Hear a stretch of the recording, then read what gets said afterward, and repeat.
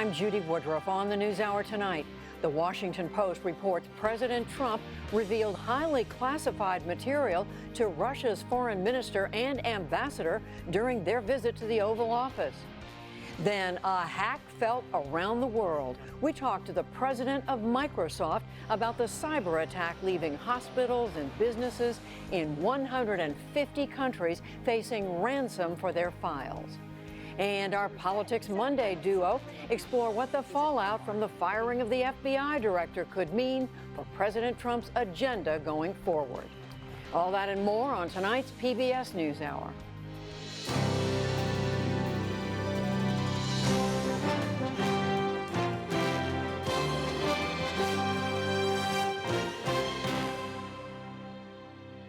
Major funding for the PBS NewsHour has been provided by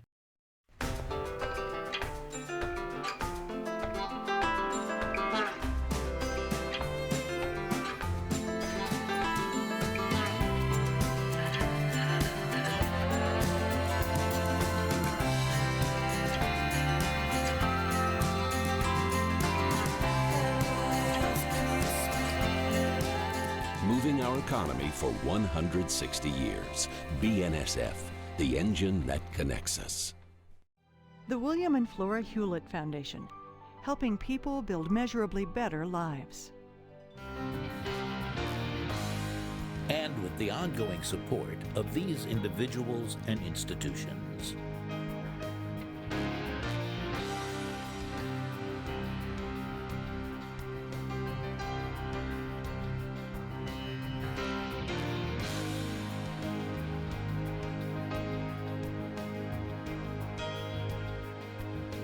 This program was made possible by the Corporation for Public Broadcasting and by contributions to your PBS station from viewers like you. Thank you. There's word tonight that President Trump may have jeopardized a secret source of intelligence on the Islamic State group. The Washington Post is reporting that the president divulged highly sensitive information when he met with the Russian foreign minister and Russian ambassador last week. The account says an ally provided the intelligence but had not given permission to share it with Russia. We are joined now by Greg Jaffe, one of the Washington Post reporters who broke the story. Greg Jaffe, tell us exactly what happened as you know it. So the meeting with the Russian foreign minister and the Russian ambassador was taking place, and the president was sharing information with them with regard to the laptop threat that had been an issue, the concern to the threat posed by laptops, the threat posed by aviation to laptops, which had been an issue, and he was describing the nature of that threat, was boasting about the great intel he had, and in doing so may have overstepped the bounds. So this is information that had come from a U.S. ally, is that correct? Yeah, that's exactly right. And it's particularly sensitive, and I think the ally, which controls the dissemination of the information, would be upset to have learned that it landed in the Russians' hands. It sounds as if from your reporting, Greg, that the White House recognized pretty quickly what had happened, because you wrote that they contacted both the CIA and the National Security Agency afterwards. Yeah, that's exactly right. And they, controlled dissemination of the transcripts immediately afterwards, and they struck the references to a sort of memo summary that went out in the White House describing the meeting to ensure that the information didn't get out any further than it already had. Obviously, the problem is not internal to the U.S. government. The problem is the dissemination to the Russians. What is the damage done here, potentially? You know, I think there are a couple of concerns. You worry first and foremost about potentially compromising sources and methods that has allowed us to gather this intelligence over a period of time. My understanding is that this is a sort of a stream of intelligence that's been useful over quite a period of time. So I think that's the first and foremost worry. The secondary worry is that you compromise a relationship with an important ally. I'm going to read back to you what you quote in the story, and you're quoting H.R. McMaster, the president's national security advisor. He said to you that at no time were any intelligence sources or methods discussed, and he said no military operations were disclosed that were not already known publicly.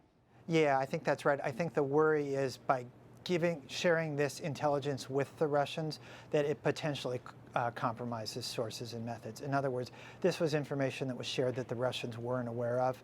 They didn't know how we had access to it, so I think the worry is that their ability is to reverse engineer, to sort of figure out where this information was coming from.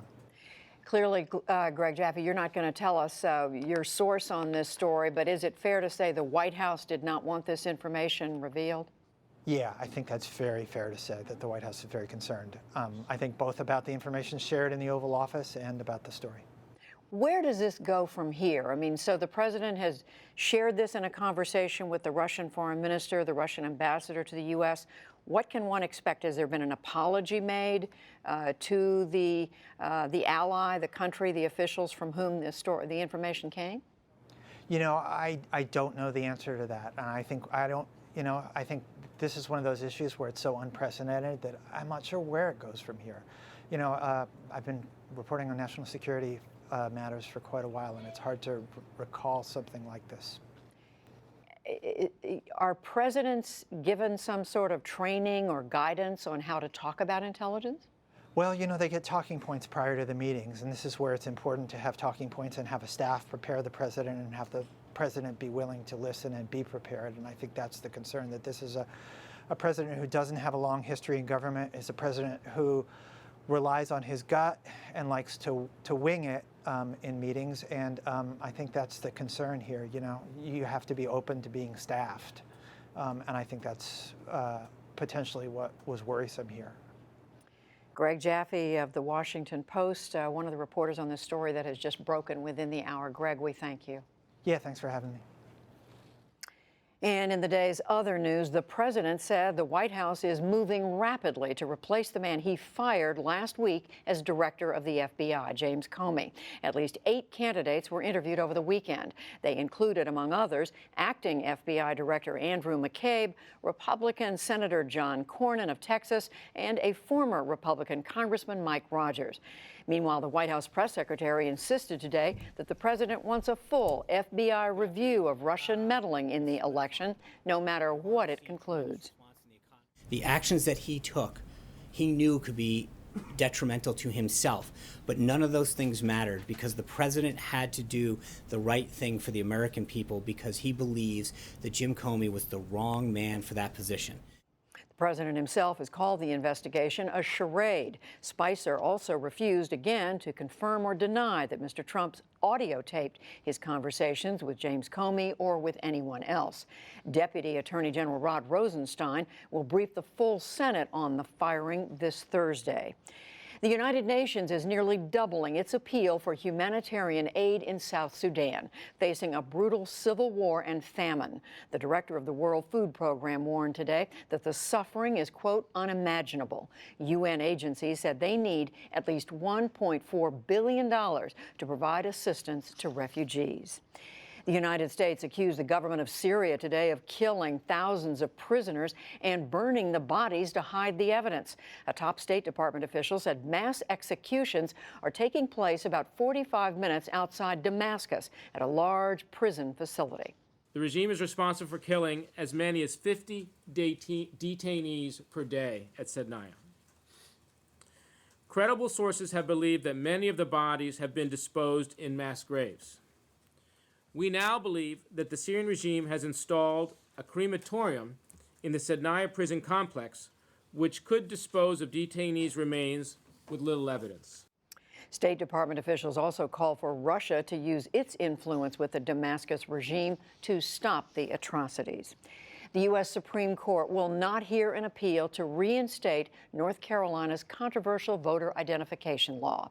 Today's announcement leaves a lower court ruling in place. It found that the law targeted African Americans with what it called, quote, almost surgical precision. The law imposed stricter ID requirements, rolled back early voting, and eliminated same-day registration. For the second Monday in a row, a federal appeals court has heard arguments on President Trump's travel ban.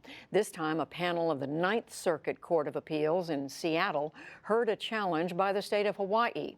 Judges pressed a top Justice Department lawyer on whether the ban on travel from 6 Muslim nations is indeed religious discrimination. Has the president ever disavowed his campaign statements?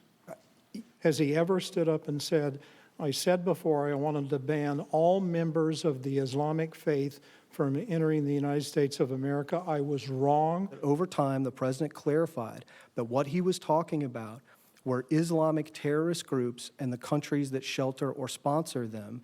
And over time, he and his advisors clarified that what he was focused on were groups like ISIS and Al-Qaeda. Last week, an appeals court in Richmond, Virginia, heard similar arguments in another suit against the travel ban. The Trump cabinet is now complete. Robert Lighthizer was sworn in today as U.S. Trade Representative. Vice President Mike Pence presided over the ceremony. Lighthizer is the last cabinet official to be confirmed by the Senate. He's expected to play a key role in renegotiating trade deals. And on Wall Street, stocks rose as oil prices surged. The Dow Jones Industrial Average gained 85 points to close near 20,982. The Nasdaq rose 28, and the S&P 500 added 11. Still to come on the NewsHour, the president of Microsoft on the global cyber attack. Heightened threats from North Korea's latest missile launch. New limits by the Trump administration on foreign aid to groups that provide abortion services, and much more.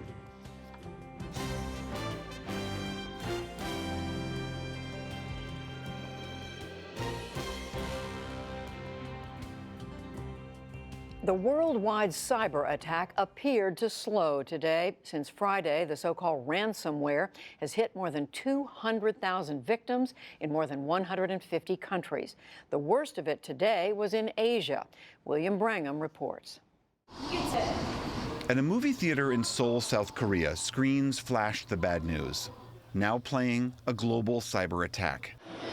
In Indonesia, the waiting room at a cancer hospital in Jakarta was packed with patients. Their records also held hostage by this so-called ransomware. There are always so many people. That's why it's taking so long. We're tired, but we need the treatment. In China, state media reported some 4,000 schools were among the hardest hit there, including 2 prestigious universities. If we pay the ransom, then we are risking having our personal information, including our account information, recorded and stolen. Japanese giants Hitachi and Nissan were affected as well, but Japan's chief cabinet secretary said the damage was minimal. The virus first struck on Friday, primarily at hospitals in Britain and companies across Europe. This particular kind of ransomware takes advantage of a security flaw in Microsoft's Windows operating system. It locks users out of their computers until they pay a ransom to get it back. This strain of ransomware was apparently built in part using software created by the National Security Agency, the NSA, which was then stolen by hackers. Microsoft patched the flaw in its system in March, but many users either ignored it or refused to pay for it. In an open letter Sunday, Microsoft President Brad Smith blamed the NSA and called it yet another example of why the stockpiling of vulnerabilities by governments is such a problem.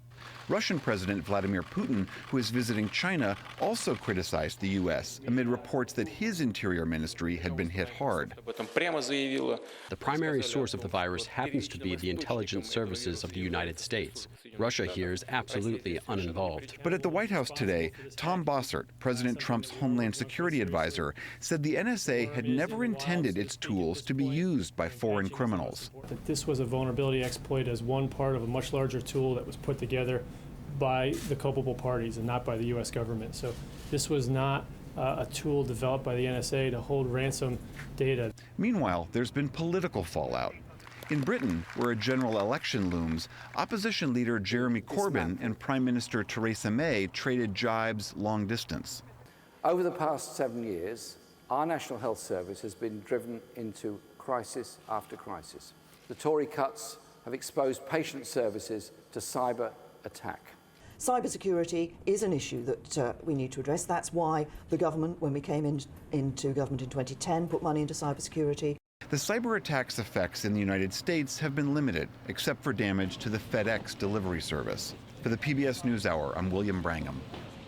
And let's turn to Microsoft now, which has been responding to this attack and criticizing the NSA for its alleged role in exploiting the vulnerability. To begin with, Brad Smith is the president and chief legal officer of the company, and he joins me from Redmond, Washington.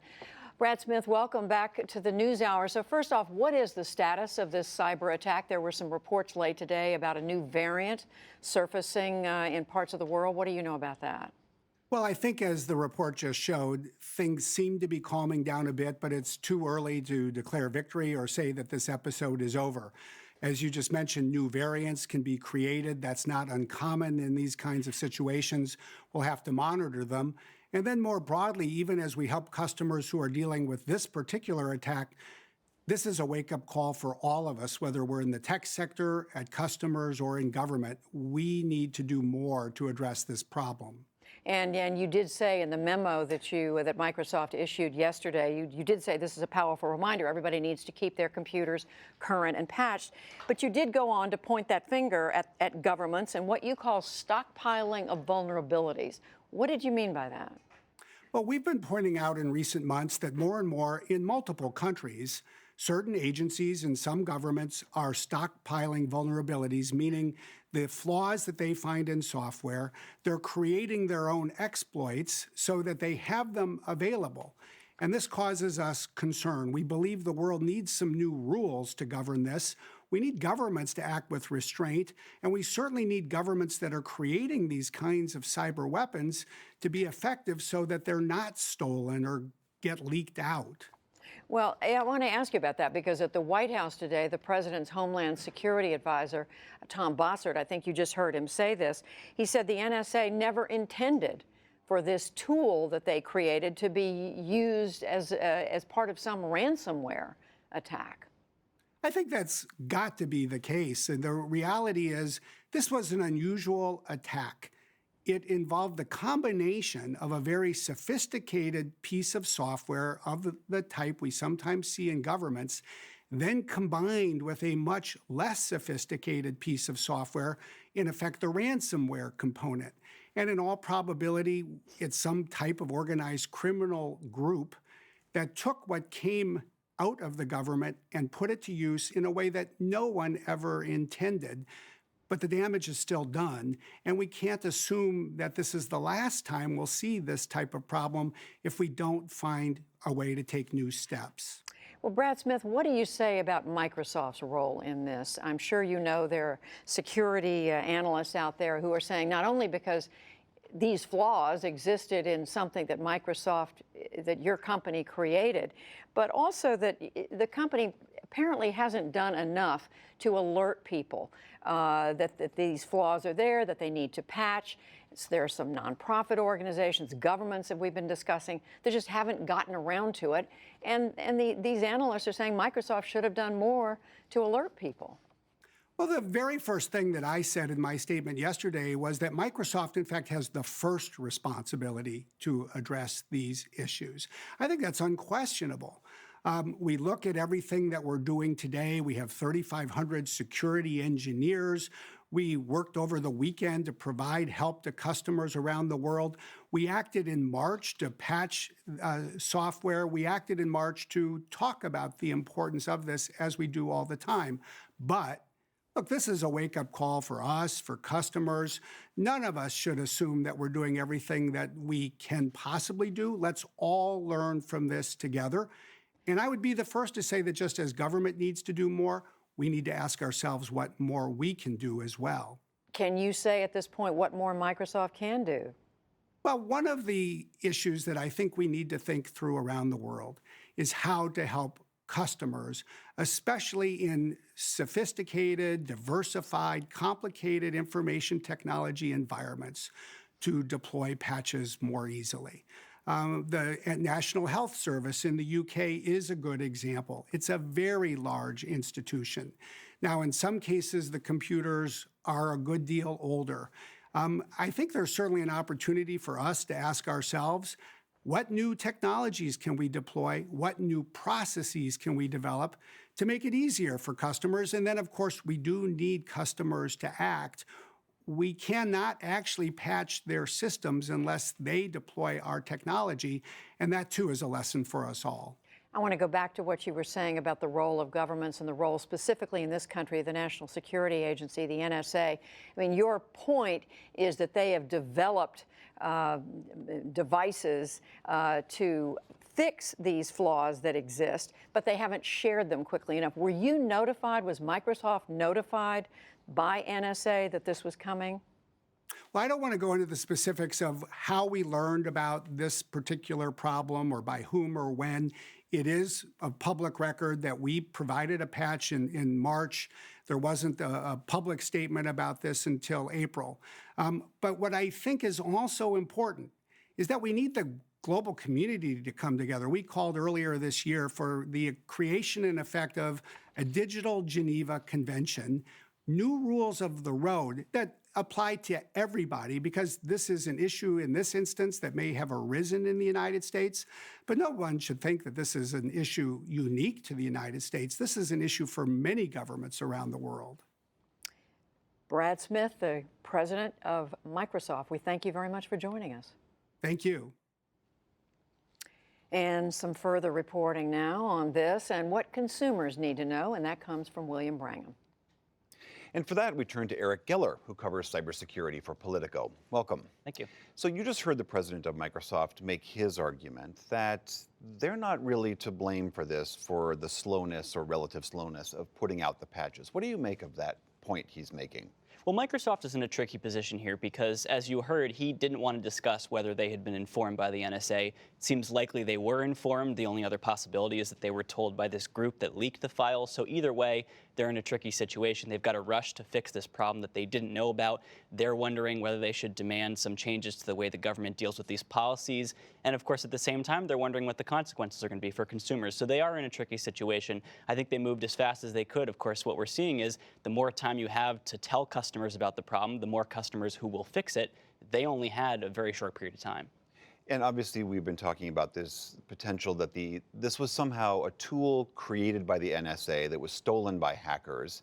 And Microsoft is arguing that that's really the problem, that the government is devising tools to break into our computers. Inevitably, those tools are going to get out, and we're going to see the havoc we've seen. What do you make of that argument? They certainly have a point that the U.S. government has not done a great job of keeping its secrets secret over the past few years. Edward Snowden, Harold Martin, who was recently arrested and charged with stealing classified information, the shadow brokers, we still don't know who they are. And then, of course, WikiLeaks has been posting CIA files. So, look, Microsoft has a point. The government is not as good at this as it should be. On the other hand, the government needs to be able to break into Russian computers, ISIS computers. You know, there are all kinds of valid foreign intelligence targets out there who are using Windows and who need to be surveilled by our government in order to do its job. So I think Microsoft is in a tricky spot because it doesn't want to say the government shouldn't be able to spy on terrorists, but those same terrorists, they use the products that we use. And so issues that allow them to be spied on, they also put us at risk. Obviously, that seems like the trickiest part of the debate. If the government can detect that there is a hole in a company's software, do they have an obligation to tell that company so that they can patch it? But then that also gives away the tool that the government no longer has to do this exact surveillance you're describing. Yeah, and the government has a process, I should say. They have a process for deciding when to reveal a flaw to a company. It's called the vulnerability equities process, and the government actually revealed it a few years ago when there was a major vulnerability that was disclosed in public. They still don't have all the fine-tuned details of that nailed down, and there's been some efforts. California Democrat Ted Lieu yesterday said, or I should say Friday, said that he wanted to reform that process. He wanted to change the rules for when the government has to tell a company about this. We're in the very early stages of this process. This is a very obscure issue. It's not one that people are familiar with, but it's one that I think, as we saw this weekend, it's becoming more important to our own lives. Getting back to this attack itself, do you think, as we've been reporting, that this seems like it's winding down, or, as Judy mentioned, are we going to see more variants crop up? It's hard to say because, as you point out, anybody can build a new variant. Anybody can change the code, put it back out there, and the ways of sort of killing it and tamping down on it, they have to be pursued freshly. They have to be pursued anew. And so it's possible that this never stops. I have a hard time imagining that cyber criminals will just keep doing this forever. They're going to find other things that they like to do, but there's certainly no technical reason that it can't happen forever. We saw this break out first in hospitals in the UK. Is that because hospitals are particularly vulnerable, or was it because they were targeted specifically? It's unclear right now. I think they were probably targeted. One sort of conspiracy theory here is that this wasn't meant to be released when it was, that it was a sort of a test. They were trying to figure out what would happen, and it got out. And perhaps the way it was initially configured, it ended up going to the National Health Service first. Either way, I would say probably not accidental. These things have to be coded. They've got to be targeted at particular entities. It's hard for me to imagine that the scale that we saw with the NHS, that was completely random. But I should say that U.S. officials and private cybersecurity firms have really, I think at this point, no idea who it is, although they are pursuing some leads. Lastly, just for our viewers out there who are worried, could this strike me? What can I do to protect myself? Can you give us just a quick digital computer hygiene lesson? What are the things people should do to stop this from happening to them? Yeah, I mean, I think the number one thing is you want to patch Windows. If you're running Windows, and I think a lot of people out there are, make sure that you should be running Windows 10, which is so when you get those software update notifications, do those. Do them right away. You're much better off doing that and just, making sure that Microsoft is finding all the things that could go wrong, and just you got to install everything whenever it comes out there. And then also, I would say, if you're running Windows XP, and I hope to God that very few of your viewers are running Windows XP, but if you are, you should throw that computer away and get a new one as soon as possible, because Microsoft is not going to support these kinds of critical patches for Windows XP forever. And of course, don't click on those dodgy-looking emails. Absolutely. Eric Geller of Politico, thanks so much. Thank you.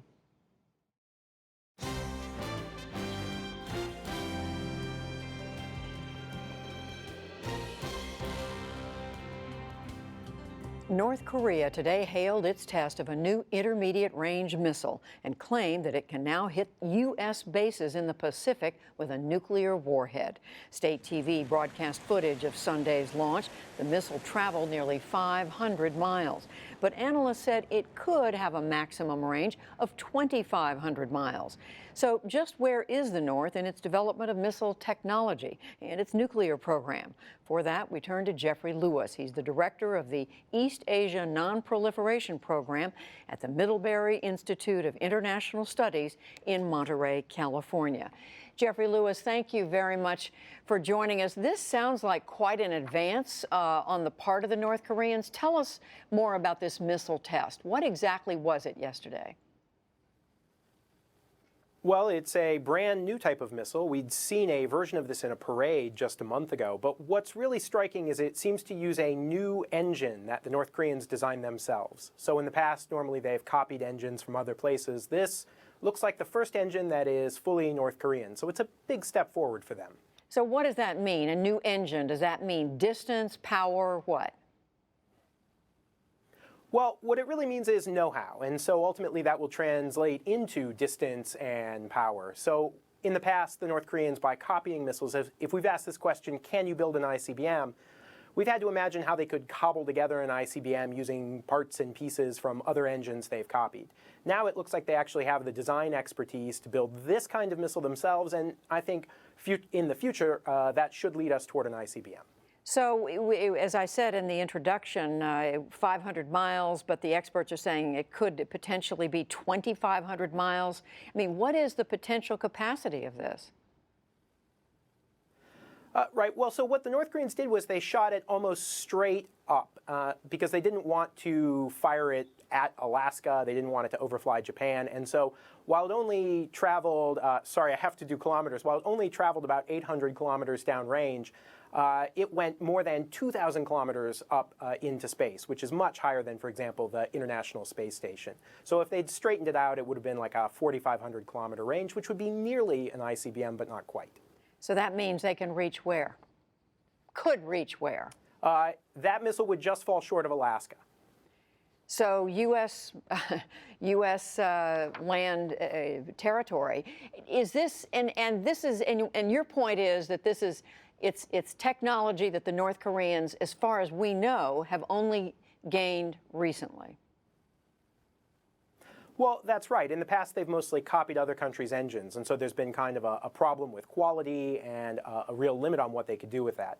This is probably a breakthrough in the sense that now that they really have that design expertise on their own, they'll be able to continuously improve and make longer range missiles. I was reading that this says a lot about their ability potentially to miniaturize a warhead, about the ability of the missile to survive re-entry into the Earth's atmosphere once it goes up into space, comes back down again. I'm assuming all that is significant. But they haven't perfected it yet. What are the hurdles that they still need to overcome? Well, what they have done are test all of the parts and pieces. So, for example, we've seen this new large engine. We've also seen the North Koreans test a different engine that would work in an ICBM. We've seen them do ground tests of the, it's called a reentry vehicle. It's basically the ability to bring the warhead back into the atmosphere. So really what North Korea has to do is put all of those things together and test them at once. So that's still in the future, but it's not very far in the future. What do you mean, not very far? They could test an ICBM as soon as this year, although it's possible that they'll take longer now that they're designing their own engines. They may wait and do it right. But I would not, this is not a 5 or 10-year problem. This is a 1 or 2 or 3-year problem. Hence, getting the attention of U.S. officials and officials in the region. Just final quick question, Jeffrey Lewis. Are the North Koreans figuring this out because they have a bunch of smart scientists? Are they sitting around? Are they stealing this information from somewhere else? Do we know how they're doing this? Well, in the past, they had a lot of help, and so we would see the North Koreans poking around in Russia and Ukraine looking for technology. I think the reason this particular engine is important is because it really looks like something they designed themselves. So I think they've moved from the point where they are importing things and stealing information to actually designing their own engines, and that's a big step. It certainly sounds like it. Jeffrey Lewis with the Monterey Institute of International Studies. We thank you. Thank you.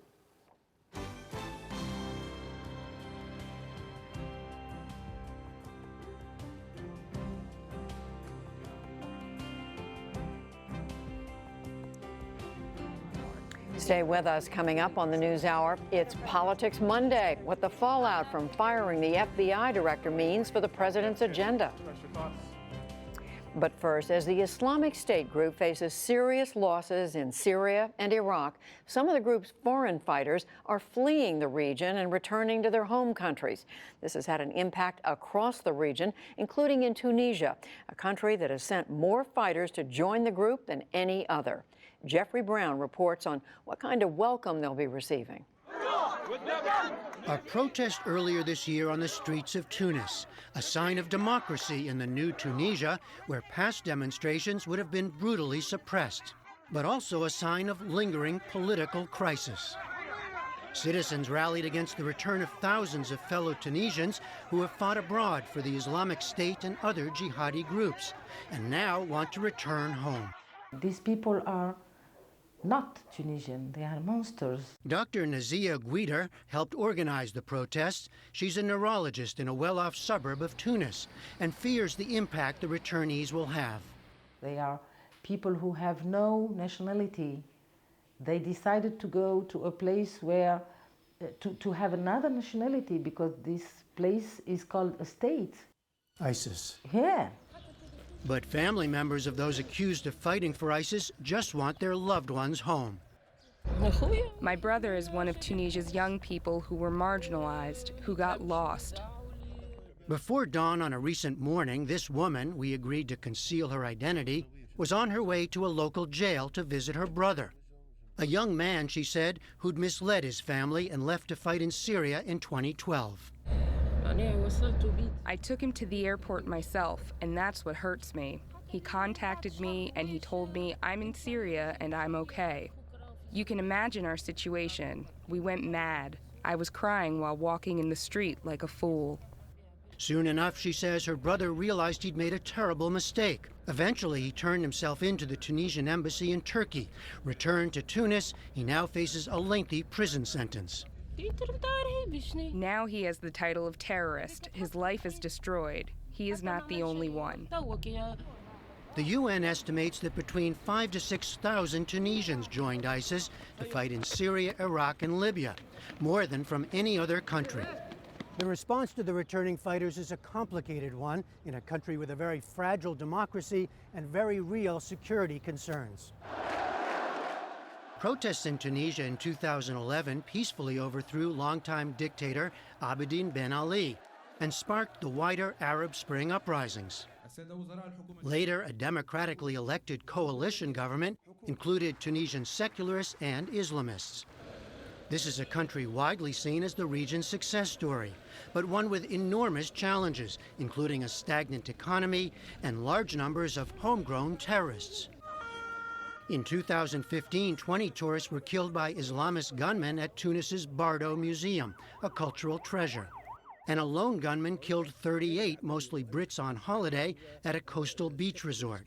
ISIS claimed responsibility for both attacks. Tunisian-born radicals have also carried out attacks abroad, including those in Nice and Berlin in 2016. Authorities here say about 800 Tunisian fighters have returned and are now sitting in jails. But hundreds more may have snuck into the country through neighboring Libya. If you ask any Tunisian family, do you know of a Tunisian who's gone to Syria or tried to go? They will say yes, of course we do. Mohammed Iqbal has spent the last several years tracking those who left, and in 2013 formed an organization to help them return. A young boy. Yes, yeah, well, you have 16 years to go to... He was 16 when he went to Libya? Yes, 16 to Libya and to Syria. Iqbal sees a lost generation, many of them poor and vulnerable Tunisians, succumbing to economic hardship and a sophisticated network of hardline Islamists recruiting them for jihad. The lion knows how to choose its prey. There are recruitment networks hunting for young people. The 2011 revolution unleashed many disparate forces, including an Islamist revival. This video from that time shows an imam who would later become Minister of Religious Affairs during Friday prayers. It is the duty of every Muslim to help our brothers fight in Syria. Many accepted that call, including Mohammed Iqbal's younger brother. We agreed not to use his name or show his face. I thought by going that I would be helping to send a message to the world. Enough killings of the Syrian people and the Muslim people. We have been told that in Syria they will employ us, provide us a house. If you want to get married, you can do it there. Despite being wheelchair-bound, the younger Iqbal managed to make it to the Syrian border in 2013, before his brother convinced him to come home. He's now in a legal limbo and regularly visited and watched by police. Mohammed Iqbal acknowledges that there are hardcore terrorists among those who left. He wants distinctions drawn and efforts made to incorporate as many as possible back into society. Tunisian law can't prevent citizens from coming back to this country. These fighters must return to their countries, get arrested, and be rehabilitated. This is better than their remaining free in areas of conflicts. We want them to come back to society and live normally, not just as ex-convicts. They must be producing something to the society, not only consuming. But to what kind of society? Tied up in Tunisia's debates, the role of religion in public life. The former dictatorship ruthlessly enforced secularism and closely monitored religious activity. One result, people like Imam Omar Migri spent years in prison. Today, though, he's a moderate who works with the government to oppose radical Islamists whose influence grew after the revolution. At his home in a suburb of Tunis, Imam Migri told us that forgiveness is one part of the equation, along with extensive re-education programs. Many of them do not have a proper understanding of Islam and jihad. They're a danger to society and to our social fabric. The government, he says, must do more to reach radicals in prisons and schools. We asked the government to give us the opportunity to speak to people who have been jailed and to try to change their path. We were refused. Does the government have a plan? Yes, says Colonel Mokhtar Ben Nasser, a retired military officer who now runs a think tank, to jail the worst and monitor others through tight security and the rule of law. ISIS is a beaten force, so they will come back in search of safe places. The real difficulty lies in identifying them because many don't return through the airports with official documents. Tunisia is still a young democracy, finding its way between the security and these kind of new freedoms. Is it a difficult balance even today? Yes, absolutely. Today, the guaranteed thing is that there is real freedom. There is freedom of expression. But this freedom has limits. And when people overstep those limits, there is chaos. After human rights groups issued reports on abuses by Tunisian security forces, civil liberties advocates responded with a campaign called No to Terrorism, Yes to Human Rights, featuring prominent Tunisian celebrities. 6 years after its revolution, Tunisia faces numerous challenges. It falls to citizens, says Dr. Nazia Guider, to push the country forward. Tunisia is full of competence, of very competent people, and of people who love their country, and people who think that progress and changing this bad image is absolutely possible. If you try to draw a new dream for the Tunisian, all the Tunisian, this is a solution. A new dream, that is, for a new Tunisia. For the PBS NewsHour, I'm Jeffrey Brown in Tunis.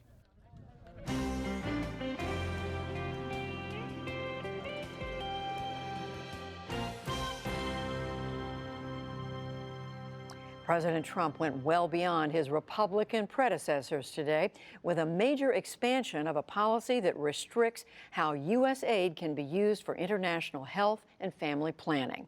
The rule, known as the Mexico City policy, has often blocked international assistance through the U.S. Agency for International Development to any groups or programs that provide or mention abortions.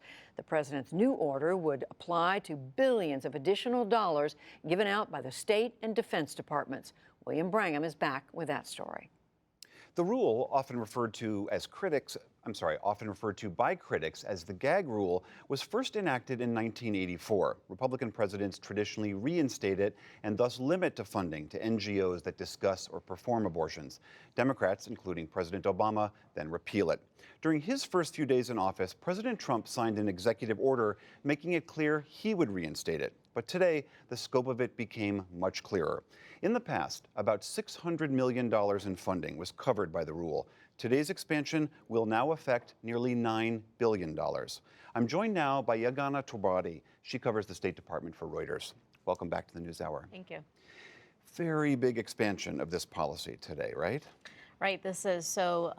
Before this version of the policy, under past Republican administrations, just like you mentioned, there was some version of this rule, but it applied only to family planning related funding from USAID and the State Department. Now, under this version of the policy, it's going to apply to basically all global health funding provided by the United States. That's funding under the Defense Department, under the State Department, under USAID as well. So that's any U.S. agency, any U.S. department now falls under this rule. Right. When it comes to their global health assistance dollars, they have to abide by this Mexico City policy. So specifically, we touched on this a little bit, but the rule says if you're getting federal money, you can't perform or mention abortions. Is that right? Right. That's basically the general version of the rule. You can't perform or mention abortions as part of family planning. U.S. officials said today when they were rolling out this policy that they will make exceptions for abortions performed basically in the cases of rape or incest or other sort of like emergency situations. But the vast majority of abortions are not for those purposes. They're for sort of family planning purposes, and so funding will be restricted when it comes to groups that provide those sorts of services or mention them or talk about them. So specifically, what types of organizations are going to suddenly see this potential threat to their funding? It's a wide array of organizations that provide global health services. So previous versions of this rule didn't include groups that provide, for example, HIV/AIDS related care or malaria related care, but specifically two major U.S. programs that provide that sort of funding to groups that provide that care, which are PEPFAR and the President's Malaria Initiative. Those now come under this rule, and so. Critics and especially Democratic opponents in Congress, people who oppose this rule, say that that's going to affect a wide array of services that the U.S. has traditionally funded in some of the most vulnerable countries, including parts of Africa, Southwest Asia, and the like. I understand the Democrats have been highly critical of this and say, just as you say, On the other hand, people who want to restrict abortion see this as a huge victory. I mean, that seems to be the goal here, right? To restrict abortions that come via U.S. dollars all around the world. Right. I mean, one thing that's notable that we should note is that even when the Mexico City policy is not in place, meaning under Democratic administrations is usually when it's been rescinded, federal law prevents U.S. funds from being used to fund abortion services. That's a separate, federal legal distinction. This rule applies to U.S. funding for organizations that provide abortions or provide information about abortions using funds from other non-U.S. sources. So that's one distinction to make. And yes, you're right. So groups that support this rule, and we heard from a lot of them today, say that they're ensuring that U.S. funds aren't supporting groups even that support these sorts of abortion policies that they don't agree with, and so they're really lauding President Trump's action and the State Department's implementation of that rule today.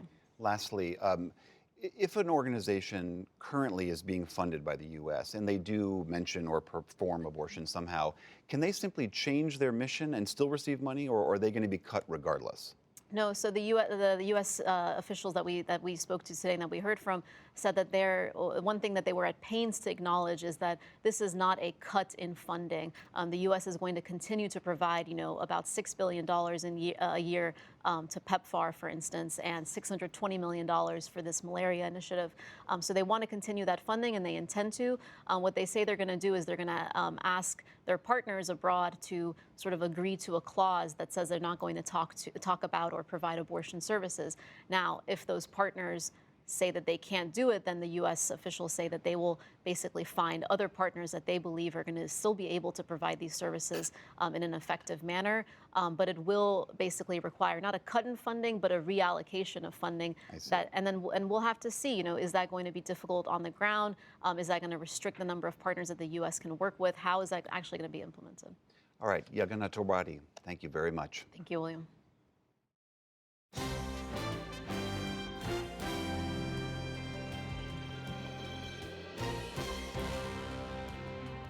From this afternoon's Washington Post story that President Trump may have shared classified information with the Russians to his firing of James Comey almost a week ago, we look at what all this means for the future of the Trump administration's agenda with our Politics Monday team. Amy Walter of the Cook Political Report and Tamara Keith of NPR. And welcome to both of you. So it looked as if today, Amy, the White House was trying to project an air of calm, trying to tamp everything down, the aftermath of the hoopla over the firing of the FBI director. But then late this afternoon, this report coming from the Washington Post, it's now been confirmed by the New York Times, by the Reuters News Service, TAM, and we're hearing BuzzFeed and other organizations. We're also hearing, as we sit here, that the White House is gathering the National Security Advisor to go out and talk to the press about it. But it just seems as if, Amy, this White House is having a hard time keeping news and bad news under control. That's right. And for the first time this week, this didn't come from the president himself. Remember, a lot of the damage that was done over the course of last week and into the weekend were his own tweets. In this case, it's people leaking information about this president's conversation with the Russians that has gotten him into hot water and the administration into hot water. And it goes really to the fundamental question here, which is, who is driving the train at that White House? There is no focus, there's no strategy, it seems to me we go day to day without a bigger, broader, comprehensive strategy and messaging and discipline. And that was how Donald Trump ran his campaign. That was how he ran his businesses. Running the government like this is proving to be much more difficult. And Tam, a lot of this seems to have to do with the White House staff and whether they are pleasing the president, whether they're doing the job they're supposed to do. There were reports over the weekend of maybe a shakeup of staff. People were going to be fired.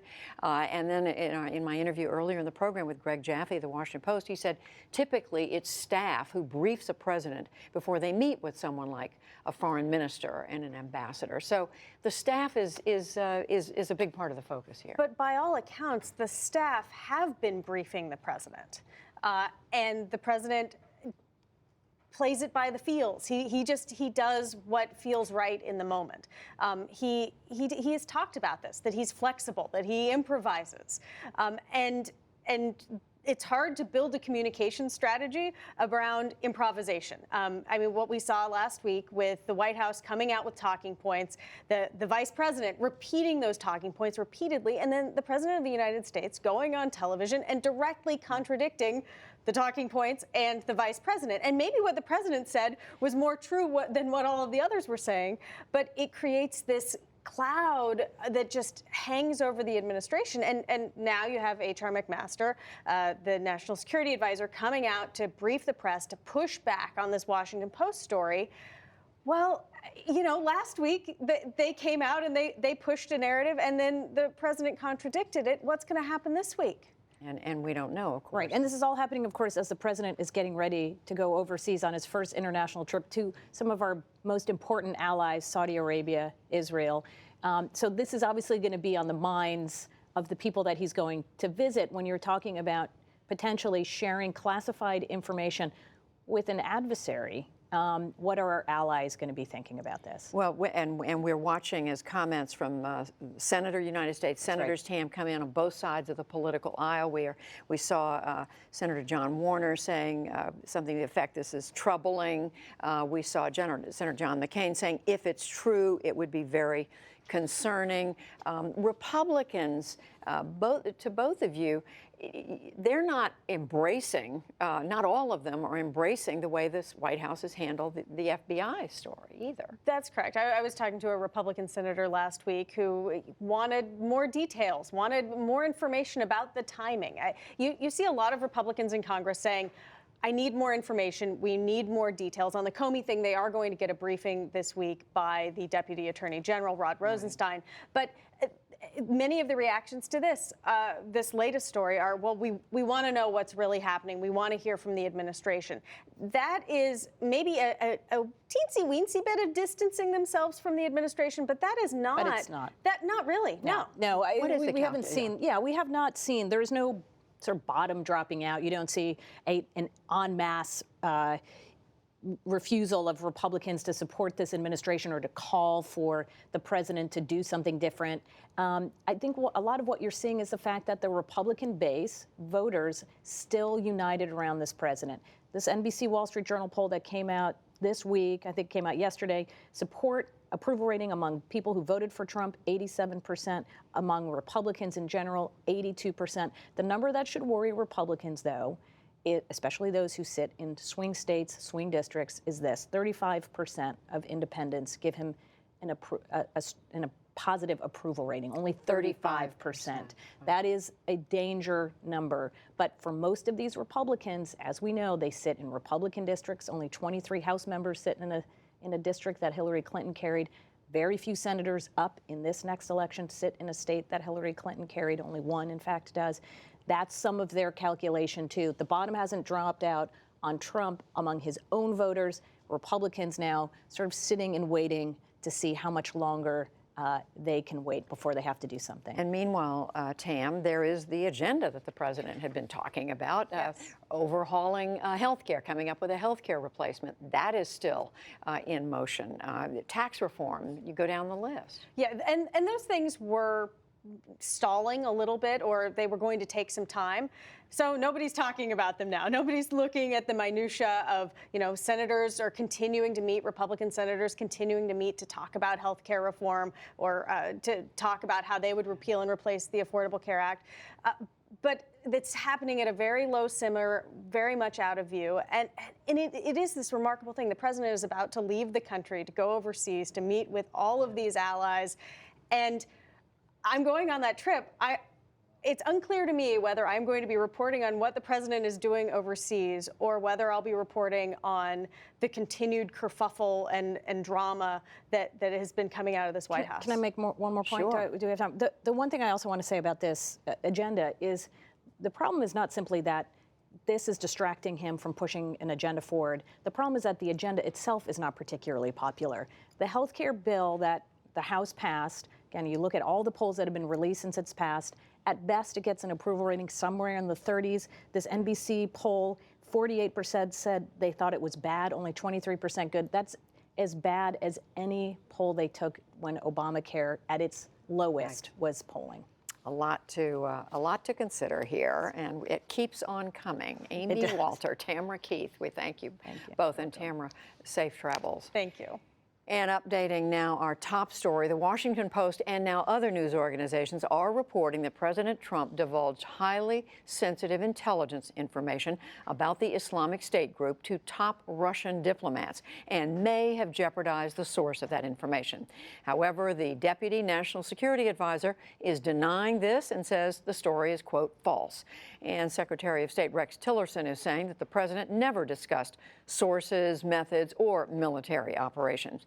Still, Democratic Senator Mark Warner of Virginia says it's, quote, a slap in the face to the intelligence community if it's true. Republican Senator John McCain, I think as we just referred to, calls it disturbing. He's cautioning, though, against jumping to conclusions. And that is the NewsHour for tonight. We'll continue to monitor this story and others. I'm Judy Woodruff. Join us online. And again, right here tomorrow evening for all of us at the PBS NewsHour. Thank you, and we'll see you soon. Major funding for the PBS NewsHour has been provided by BNSF Railway and by the Alfred P. Sloan Foundation, supporting science, technology, and improved economic performance and financial literacy in the 21st century. Supported by the John D. and Catherine T. MacArthur Foundation, committed to building a more just, verdant, and peaceful world. More information at macfound.org.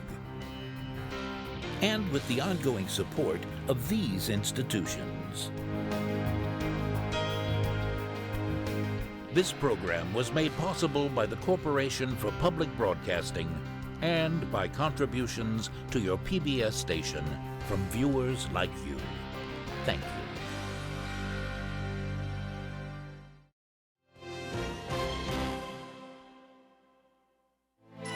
You're watching PBS.